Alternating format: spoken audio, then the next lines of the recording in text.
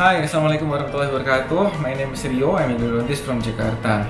Today I'd like to introduce to you my next video is about the rewalling or pre-endodontic build-up.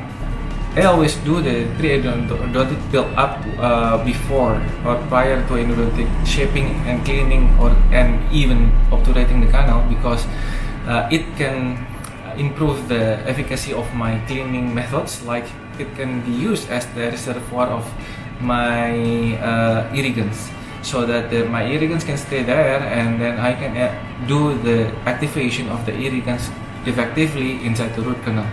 That's why I always make a 4-wall cavity access.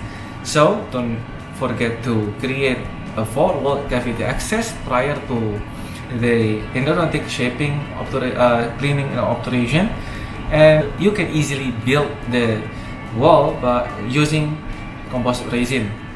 In this case, I use flowable composite resin. Two types of composite resin. I use low shrinkage stress flowable composite resin, bulkflow composite resin.